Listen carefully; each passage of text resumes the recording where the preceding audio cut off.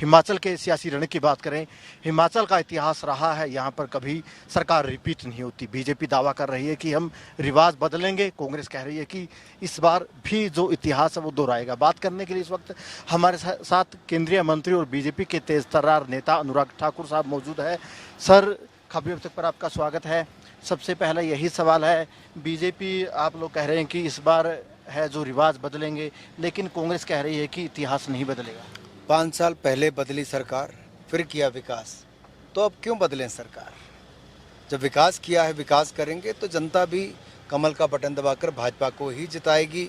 ये double engine की सरकार ने वो करके दिखाया है जो नहीं हो पाया पहले।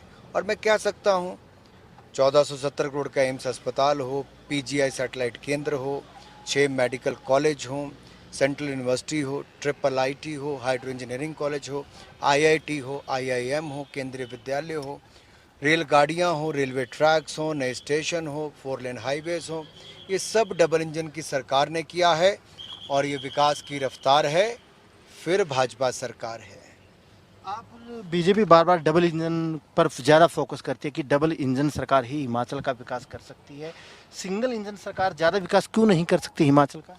क्योंकि देखिए, केंद्र ने अगर आयुष्मान भारत योजना में 5 लाख का इलाज करवाया, तो हिमाचल में हिमकेयर योजना से 5 लाख का इलाज दिया। केंद्र ने उज्ज्वला योजना से रसोई गैस के सिलेंडर दिए, तो हिमाचल ने बाकियों को मुख्यमंत्री गृहिणी योजना से दिए। केंद्र ने अगर एक योजना लाए प्रधानमंत्री अन्न योजना की, तो उसमें बाकी जोड़ने का काम मुख्यमंत्री अन्न योजना के माध्यम से किया गया। प्रदेश में सहारा योजना से किया गया। तो डबल इंजन की सरकार ने ज़्यादा जोड़ने का काम किया है। और प्रधानमंत्री मोदी जी ने हिमाचल को विशेष राज्य का दर्जा दिया है। और मैं तो ये कहूँगा, ये डबल इंजन की गाड़ी भाजपा संग पहाड़ी। आप हर जगह यही कहते हैं कि प्रधानमंत्री ने तो कहीं ना कहीं हिमाचल को काफ़ी दिया, कांग्रेस ने तो कहीं ना कहीं जो खास दर्जा था हिमाचल का वो भी वापस ले लिया था। निश्चित तौर पर मनमोहन सिंह जी ने वापस लिया, वीरभद्र जी की सरकार थी, दोनों तरफ कांग्रेस की सरकार थी। लेकिन मोदी जी आए, मोदी जी ने हिमाचल को विशेष राज्य का दर्जा दिया और अब बल्क ड्रग पार्क दिया, मेडिकल डिवाइस पार्क दिया। 20,000 करोड़ से ज़्यादा का निवेश आएगा, 30,000 से ज़्यादा रोजगार के अवसर मिलेंगे। ये अपने आप में दिखाता है कि कैसे बदलाव हुआ है, कैसे हिमाचल को पूरा महत्व दिया गया है। हिमाचल के विकास के लिए भारतीय जनता पार्टी का महत्वपूर्ण योगदान है। अगर हिमाचल सरकार की बात करें, जयराम सरकार की बात करें, आपको क्या लगता है बीजेपी जो आप लोग 5 साल पहले वायदे लेकर आए थे लोगों के बीच में, उनमें से कौन से वायदे ऐसे हैं जो अभी तक रह गए हैं? कौन से वायदे आप लोगों ने पूरे किए? हमने वायदों से चढ़ के किया है, वायदे तो पूरे किए ही। उसके अलावा 60 साल से ज़्यादा की उम्र के लोगों के लिए पेंशन की योजना लेकर आए। हमने बाकी 75 साल से ज़्यादा की उम्र वालों की पेंशन बढ़ाई। 125 यूनिट तक बिजली के बिल माफ़ किए, गांव में पानी के बिल माफ़ किए। यही नहीं, चहुमुखी विकास हिमाचल प्रदेश का किया। कांग्रेस ने तो विरोध किया था, हमने विकास करने का काम किया है। कांग्रेस ने जो हम बड़े प्रोजेक्ट लाए उसके लिए ज़मीनें नहीं दी 4-4 साल, हमने अगले 4 सालों में ज़मीन देकर प्रोजेक्ट बनाकर तैयार कर दिए। ये अंतर है। कांग्रेस भ्रष्टाचार में डूबी है, हम सुशासन वाले हैं। कांग्रेस विरोध करने वाली है, हम विकास करने वाले हैं। लेकिन आपको एंटी इनकम्बेंसी का भी सामना करना पड़ेगा, भाग्यों की बगावत का भी थोड़ा सामना करना पड़ रहा है इन दिनों। जब काम ना किया हो तब तो ये सुनना पड़े। हमने काम किया है, विकास किया है, इसलिए जनता के बीच में पूरे हक के साथ वोट मांगने जा रहे हैं और डबल इंजन की सरकार फिर वापस बनाएगी। लेकिन कुछ मुद्दे ऐसे हैं, चाहे ओल्ड पेंशन स्कीम की बात करें, महंगाई की बात करें, आपको नहीं लगता कि कांग्रेस इन मुद्दों पर आप लोगों को घेर पाएगी? कांग्रेस के समय महंगाई 14% थी, आज 6% है। कांग्रेस के समय कोविड-19 पेंडेमिक नहीं था। हमारे समय कोविड-19 पेंडेमिक होने के बावजूद 80 करोड़ लोगों को 5-5 किलो अनाज मुफ्त में दिया, 200 करोड़ वैक्सीन मुफ्त में लगाई, हर घर को नल से जल देने का काम किया, हर घर को बिजली पहुंचाने का और बिजली का कनेक्शन देने का काम किया। और मैं तो ये कहूँगा मेरे भाई, हमने आत्मनिर्भर भारत के माध्यम से देश को आगे बढ़ाने का काम किया है।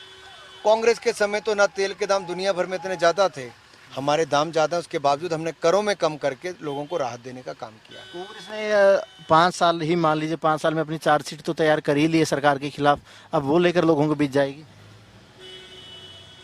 चार्जशीट, कांग्रेस 5 साल चुप रही।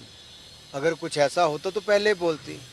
कांग्रेस के तो केंद्र के नेता बेल पर हैं और प्रदेश के नेता भी भ्रष्टाचार में डूबे हुए मुकदमे झेल रहे हैं, वो क्या चार्जशीट लाएंगे? एक सवाल मैं पूर्व मुख्यमंत्री धूमल साहब का कर लेता हूं। आपके पिताजी है, लंबे समय तक मुख्यमंत्री रहे, उनका एक बड़ा योगदान हिमाचल में रहा है विकास में। इस बार चुनाव नहीं लड़ रहे, कितनी कमी खलेगी बीजेपी को उनकी?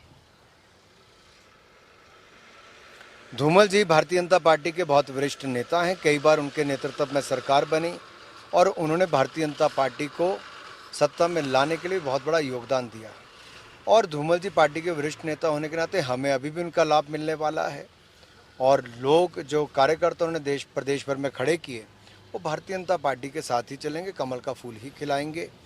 धूमल जी एक समर्पित कार्यकर्ता हैं और उन्होंने तो 2-3 महीने पहले चिट्ठी लिख के प्रधानमंत्री जी को कह दिया था कि वो चुनाव नहीं लड़ेंगे। बागियों की बगावत का कुछ नुकसान रहेगा? हम जितने भी भारतीय जनता पार्टी से हटकर आज़ाद उम्मीदवारी जिन्होंने जाहिर की है, उनमें से बहुत सारे नामांकन वापस भी लेंगे। जो खड़े रहेंगे उनसे मेरा निवेदन है कि वो भी अभी समय बचा है कि वो भी नामांकन वापस लें, ताकि हम फिर देश को आगे बढ़ाएं और यहाँ पे भाजपा को जिताएं। कल से बीजेपी के तमाम बड़े नेता रैलियां करेंगे प्रदेश भर में।